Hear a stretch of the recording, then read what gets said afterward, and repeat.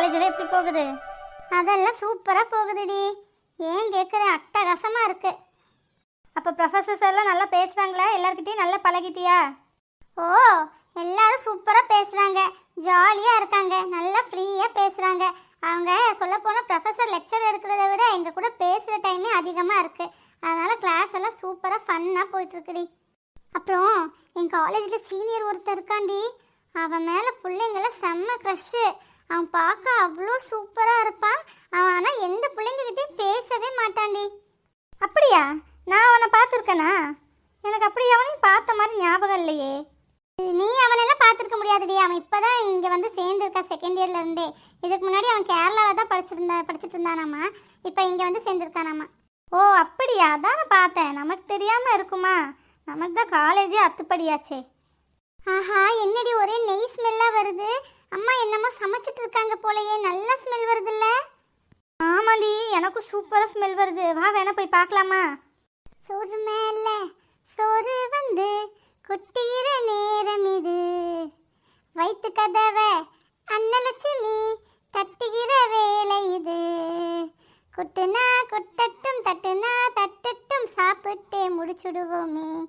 ஏய் லூசு புள்ள, ஆடுறத நிப்பாட்டிடி. அம்மா இன்னைக்கு கண்டிப்பா பட்டர் சிக்கனும் ஏதாவது தாண்டி பண்ணிட்டு இருப்பாங்க. அதாண்டி ஸ்மெல்லு தூக்குது. செம்மையா இருக்குடி. எனக்கு பொறுமையா காத்துட்டு இருக்க வரைக்கும் நேரம் இல்லை. வேணா வா போய் பார்த்துட்டு வந்துடலாமா? அதை தானடி நானும் சொன்னேன். சரி வா போலாம். கண்ணுங்களா, ஒரு 10 நிமிஷம் இருங்கடி, சமைச்சு முடிச்சுட்டேன், எடுத்துட்டு வந்துடுறேன். சரியா? என்னம்மா சமைக்கிற? சூப்பராக ஸ்மெல் வருதுமா. நிறைய நெய்யெல்லாம் போட்டு செய்கிற போல. வாசனையே அவ்வளோ தூக்கலாக இருக்குமா. அதெல்லாம் நான் உங்ககிட்ட சொல்ல மாட்டேன், அதுதான் சர்ப்ரைஸ். வாசனை பிடிச்சிருக்குல்ல, அப்படியே இங்கே இருங்க, அங்கே இங்கே வந்து பார்த்துடாதீங்க. நான் எடுத்துட்டு வரப்போ சாப்பிட்டு பாருங்க. அப்போ உங்களுக்கு இன்னும் டபுள் சர்ப்ரைஸாக இருக்கும். டேஸ்ட்டு சூப்பராக இருக்கும். அம்மா சரி போமா போ, அது கரைஞ்சி கிரிஞ்சு போயிட போகுது. சீக்கிரமா ஓடு. போமா போ போ. சரிடி, போறேன்டி போறேன்.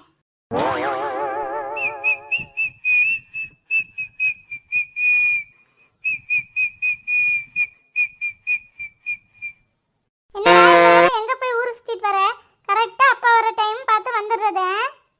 அதான் நீயே சொல்லிட்டியே ஊரு சுத்திட்டு வரேன்னு, பின்னேன்ட்டு கேக்குறேன். ஆமா, நான் ஊரு சுத்த தான் போயிருந்தேன். அந்த வேலை முடிஞ்சு அதனால வீட்டுக்கு வந்துட்டேன்.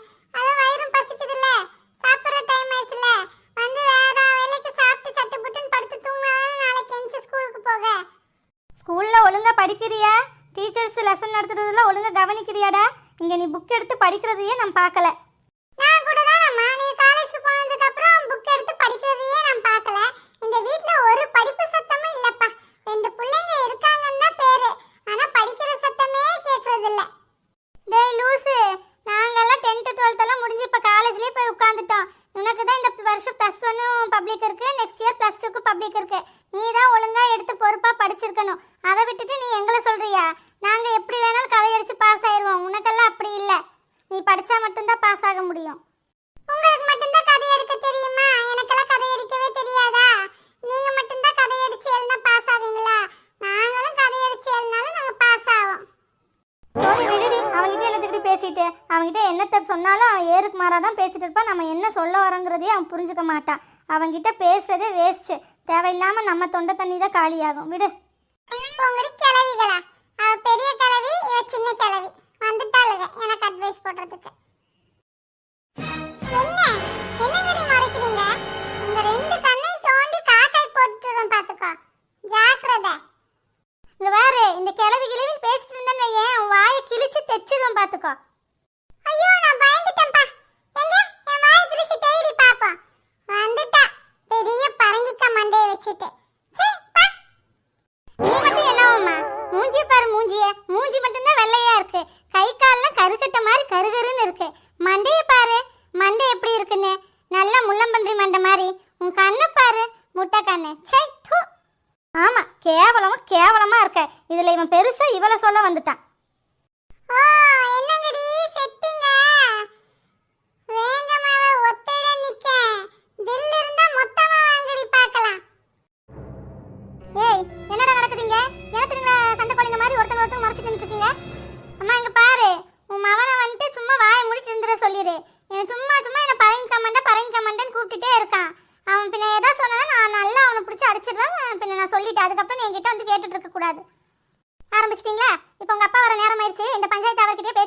என்னால உங்களுக்கு பஞ்சாயத்து தீர்த்து வைக்க முடியாதுப்பா. இது என்னைக்குமே தீராத பஞ்சாயத்தா இருக்கு. இப்ப சாப்பாடு எடுத்துட்டு வந்திருக்கேன், வாங்க வந்து உட்காந்து சாப்பிடுங்க. சரி கொடுமா, பசிக்குது. இந்தா. மா, என்னம்மா இது? ஏண்டி உப்புமாவும் தேங்காய் சட்னி பண்ணியிருக்கேன். இதுதானாம்மா உன்னோட சர்ப்ரைஸ்? ஏம்மா நல்ல ஸ்மெல் எல்லாம் வந்துட்டு இருந்துச்சேம்மா. நானும் சோனியும் நீ பட்டர் சிக்கன் ஏதாவது செய்வேன், குஸ்காவும் பட்டர் சிக்கன் மாதிரி, இல்லாட்டினா சப்பாத்தியும் பட்டர் சிக்கன் மாதிரி ஏதாவது செய்வேன்னு நினச்சிட்டு இருந்தோம்மா. ஏம்மா இப்படி பண்ணியிருக்க? உப்புமா எங்களுக்கு பிடிக்கவே பிடிக்காதுமா. நைட்டு நேரத்துக்கு நான் நீட்டு நினைச்சிட்டு அங்கேயே நின்றுக்கிறேன்டி சமையல் கட்டு பக்கமாவே. உங்களுக்கு பட்டர் சிக்கன் குஸ்கா இல்லைன்னா சப்பாத்தி ஆளாளுக்கு வெரைட்டி வெரைட்டியாக செஞ்சு தவிர்க்கு. இது என்ன ஹோட்டல் அடி? இன்னைக்கு உப்புமா தான் செஞ்சிருக்கேன். நீங்க தான் நல்ல ஸ்மெல் வந்துச்சுன்னு சொன்னீங்கல்ல, நெய் முந்திரி எல்லாம் நிறைய போட்டு செஞ்சிருக்கேன். மூடிட்டு ஒழுக்கமா உட்காந்து தின்னுங்க. எனக்கு ஒன்றும் வேண்டாம் போ. உனக்கு வேண்டாம்னா பட்னியாவே இரு. சோனி சாப்பிடுவா. சோனி நீ வாங்கி சாப்பிடுக்கண்ணே. இங்க பாரு, நான் சரியான கொலை வெளியில இருக்கேன் பாத்துக்கோ. எனக்கு இந்த உப்புமா எல்லாம் வேண்டாம். நீயே எடுத்துட்டு போய் தின்னு, இல்லைன்னா எடுத்துட்டு போய் குப்பையில போடு. நான் இது தின்ன மாட்டேன். இதுக்காகத்தான் நீ எங்களுக்கு கிச்சனுக்கு வர வேண்டாம்னு சொன்னியா? இப்பதானே தெரியுது. சர்ப்ரைஸ் சர்ப்ரைஸ் சொல்லி எங்களை நல்லா கழுத்தறுத்துட்ட. எங்கடி இப்ப இது யாரு திம்பா? அத்தனை நான் ஆக்கி வச்சிருக்கேன். நீங்க நல்லா இருக்கு நல்ல வாசனை வருதுன்னு சொன்னீங்க. நிறைய நெய் முந்திரி கலப்பருப்பு அத்தனையும் போட்டு பண்ணிருக்கேன். இப்ப இது அத்தனையும் எடுத்து குப்பையில எல்லாம் போட முடியாது. ஒழுக்கமா தின்னுங்க, இல்ல என்கிட்ட அடி வாங்கி சாகாதீங்க சொல்லிட்டேன். எங்களுக்கெல்லாம் இது வேண்டாப்பா. நீங்க எவ்வளவு தைரியம் இருந்தா சாப்பாட்டை தள்ளி விடுவேன். அங்கங்க அவன் சாப்பாடே இல்லாம கிடக்கா. உனக்கு திமிரு ஏறி போயிடுச்சா? அம்மா அம்மா வேண்டாம்மா, வேணும்னு கொட்டலம்மா. கை தவறி விழுந்துருச்சுமா. அம்மா ஆமாம்மா, நிஜமாலுமே கை தவறி விழுந்துச்சுமா. சாப்பாட்டை வேணும்னு கொட்டலம்மா. அது எப்படி கை தவறி விழும்? அங்கங்க உலகத்துல எத்தனை குழந்தைங்க சாப்பாடு சோறு தண்ணி இல்லாம கஷ்டப்படுறாங்க. உங்களுக்கு வேற வழிக்கு ஆக்கி போடல, என்னை சொல்லணும். அம்மா அடிக்காதம்மா, வலிக்குதுமா. லட்சுமி, அப்பா என்னத்துக்கு லட்சுமி பிள்ளைங்களை இப்படி மாட்டை போட்டு அடிக்கிற மாதிரி அடிக்கிற? உனக்கு கொஞ்சமாவது மனசாட்சி இருக்கா? நீ எல்லாம் பெத்த தாய் தானா? இப்படியா பிள்ளைங்களை போட்டு அடிப்பாங்க? இங்க பாருங்க, இப்ப வந்துட்டு நடந்தது என்னன்னு தெரியாம சும்மா இங்க நின்னு கத்திட்டு இருக்காதீங்க. அவங்க என்ன பண்ணாங்கன்னு உங்களுக்கு தெரியுமா? என்னமோ பண்ணிட்டு போறாளுங்க, அதுக்கு நீ இப்படியா போட்டு அடிப்ப? உனக்கு கொஞ்சமாவது அறிவு இருக்கா? நீங்க வாங்கடாமா, நம்ம ரூமுக்கு போய் பேசிக்கலாம். இவ்வளவு நான் வந்து வச்சுக்கிறேன். அழாதீங்கடா என் தங்கங்கள்ல. எதுக்காக அம்மா அடிச்சா? நீங்க என்ன பண்ணீங்க? அப்பா நாங்க ஒண்ணுமே பண்ணலப்பா. ஆமாப்பா, அம்மா உப்புமா கொண்டு வந்து தந்தாங்க. அது வேண்டாம், இது நீயே எடுத்துட்டு போமா, எங்களுக்கு இப்ப பிடிக்கல அப்படின்னு சொன்னோம். சரின்னு அதை எடுத்து கொடுக்குறப்ப அது என் கை தவறி கீழே விழுந்துருச்சுப்பா. அதனால நாங்க தான் தட்டி விட்டோம். வேணும் வேணும்னு சொல்லி தட்டி விட்டோன்னு அம்மா எங்களை பிடிச்சி நல்லா அடிச்சிருச்சுப்பா. ஏன் என்ன சொல்றாங்க உங்க செல்ல மகள்க? அவளுக ஒன்றும் செய்யலையாமா லட்சுமி. வேணும் வேணும் எல்லாம் தட்டி விடலையாமா.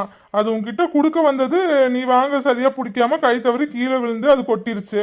அதுக்கு நீ அவளுக்கு தான் தட்டி விட்டாளுங்கிற மாதிரி சொல்லி அடிச்சியா? ஆமாங்க, இங்க பாருங்க, இவங்க உப்புமா பிடிக்காதுன்னு எனக்கு தெரியும். இருந்தாலும் இப்ப அதான் இருக்கு. நான் இட்லிக்கு வேற மாவு போட்டு இன்னைக்கு ஆட்டல. இன்னைக்கு ஒரே கை கால் வலியா இருந்துச்சு, ஒரு மாதிரி இருந்துச்சு. நான் எந்த வேலையும் செய்யல. சரி உப்புமா இருக்கே, உப்புமாவே இன்னைக்கு கிண்டிக்கலாம் சொல்லி இவங்களுக்கு பிடிக்காட்டினாலும் நல்லா பிடிச்ச மாதிரி நிறைய காய்கறி முந்திரி கலப்பருப்பு பின்ன நெய் அத்தனையும் ஊத்தி நல்லபடியா செஞ்சேங்க. இவங்களும் வாசனை பிடிச்சிட்டு வாசனை சூப்பரா இருக்குமா, நீ என்ன சமைச்சிருக்கன்னு கேட்டாளுங்க. இப்ப கொண்டு வந்து கொடுத்தா சாப்பிட்டு கூட பார்க்காம எனக்கு வேண்டாம் உனக்கு வேண்டாம் எனக்கு வேண்டாம் அப்படின்னே சொல்லிட்டு இருக்காங்க. அப்ப இவ்வளவு நேரம் நின்று சமைச்சவளுக்கு ஒரு மனசுக்கு கோபம் வருமா வராதா? அதுவும் கரெக்டா வேண்டாம்னு சொல்லிட்டு கொட்டியும் விட்டுட்டாங்க. எனக்கு எவ்வளவு ஆத்திரம் வந்துச்சு தெரியுமா? ஏங்கடாமா, உங்களுக்கு பிடிக்குதோ பிடிக்கலையோ, அம்மா அவ்வளோ கஷ்டப்பட்டு சமைக்கட்டில் நின்று உங்களுக்காக தானே செய்யறா. அவ்வளோ மெனக்கிட்டு உங்களுக்காக கஷ்டப்பட்டு செஞ்சு நீங்க ஒரு வாய் கூட எடுத்து வைக்காம வேண்டான்னு சொன்னீங்கன்னா அவ பாவம் இல்லையா? அவ தான் என்ன பண்ணுவா? நானும் இவங்களுக்காக ஒவ்வொன்றா பார்த்து பார்த்து எனக்கு முடிஞ்சாலும் முடியாட்டினாலும் என்ன ஆனாலும் இவங்களுக்கு நான் ஆக்கி கொட்டிட்டு தானே இருக்கேன். அது அவ்வளோ என் உழைப்பு கஷ்டப்பட்டு என் உழைப்பு போட்டு தானே சமைச்சு தரேன். அதை சாப்பிட்டு கூட பார்க்காம இப்படி பண்ண எனக்கு கோவம் வரத்தானுங்க செய்யும். நானும் மனுஷி தானேங்க. ஆஹா, அருமை அருமை. அம்மா உப்புமா அருமையா இருக்கம்மா. நல்லா நெய் எல்லாம் போட்டிருக்க. எனக்கு இங்க ஒரு முந்திரியும் கிடைச்சிருக்கு. டேஸ்டா இருக்குமா. பத்தியா, சாப்பிடாத பையனே நல்லா இருக்குன்னு சொல்லி சாப்பிட்டுட்டு இருக்காளுமா.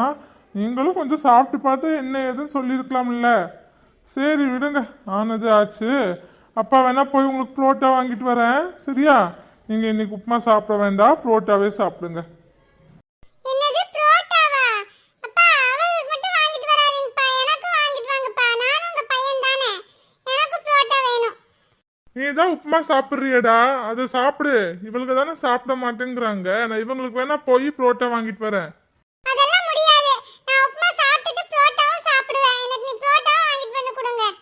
சரி, அப்போ உனக்கு புரோட்டாவே வாங்கிட்டு வந்துடுறேன். எங்க சொல்லு பெரிய பொண்ணு, என்ன வேணும்?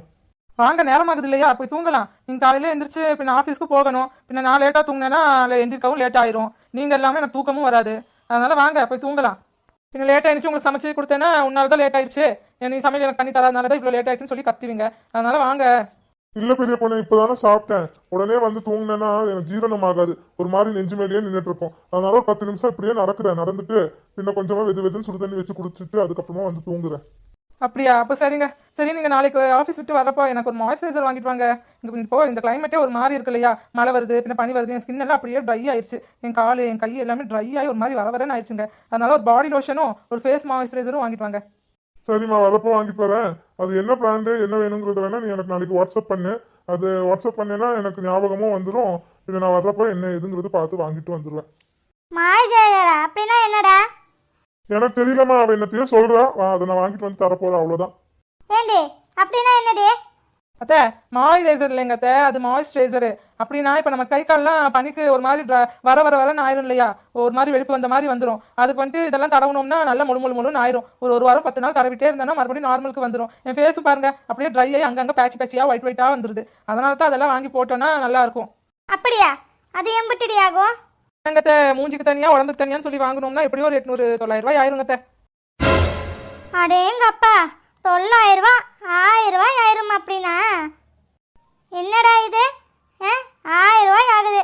இதைவா நீ இவளுக்கு வாங்கி தர போற? இவ என்ன 16 வயசு குமரின்னு நினைப்பா? இல்லம்மா, கேட்கறா இல்லையா, இது வாங்கி தர என்ன இருக்கு, 1000 ரூபா தானே, போனா போகட்டு. அதெல்லாம் ஒன்றும் வேண்டாம்.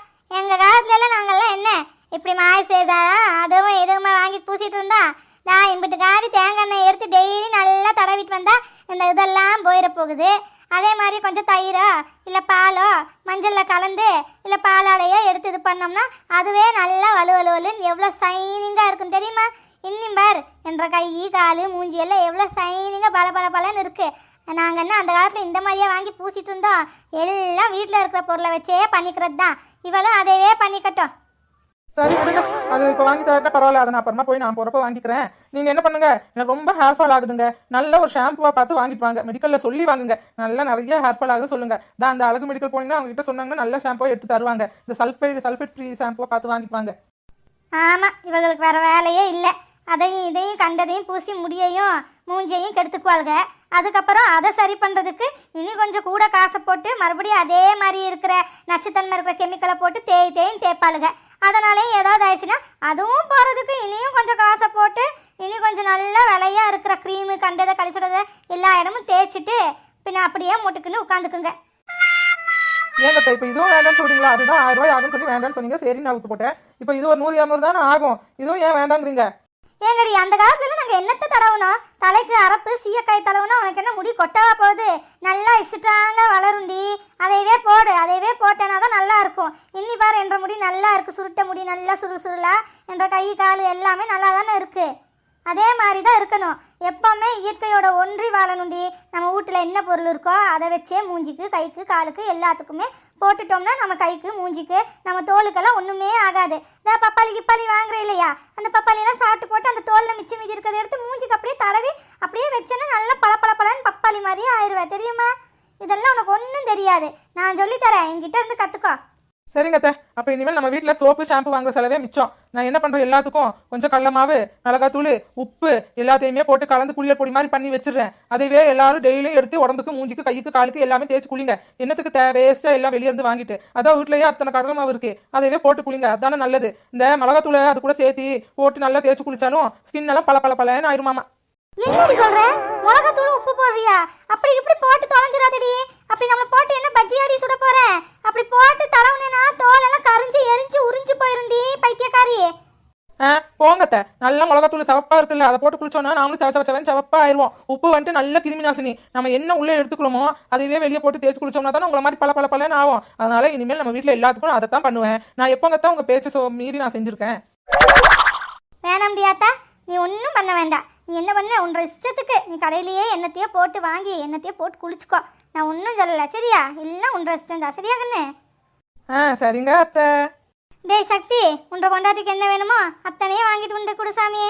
அதே மாதிரி அவளுக்கு என்னெல்லாம் வாங்குறியோ அது அத்தனையும் உன்ற ஆத்தாக்கும் வாங்கிட்டு வந்து கொடு. ஏன்னா எனக்கும் அவளை விட எனக்கு வயசாயிடுச்சு இல்லையா, எனக்கும் அவளை விட அதிகமாக அந்த தோலெல்லாம் சுருங்கி இதாகிருக்கு. அதுக்கு ஏதாவது நல்ல க்ரீமு இருக்கான்னு கேளு, மறுபடியும் நல்ல இளமையாக மாறுறதுக்கு இருந்தா எம்பிட்டு செலவானாலும் அதை வாங்கிட்டு வந்து எனக்கு கொடு. அப்புறம் உங்களுக்கு வீடியோ பிடிச்சிருந்தா ஒரு லைக்கை போடுங்க. சப்ஸ்கிரைப் பண்ணாதவங்க சப்ஸ்கிரைப் பண்ணிடுங்க கண்ணு. நான் வாரணுங்கோய்.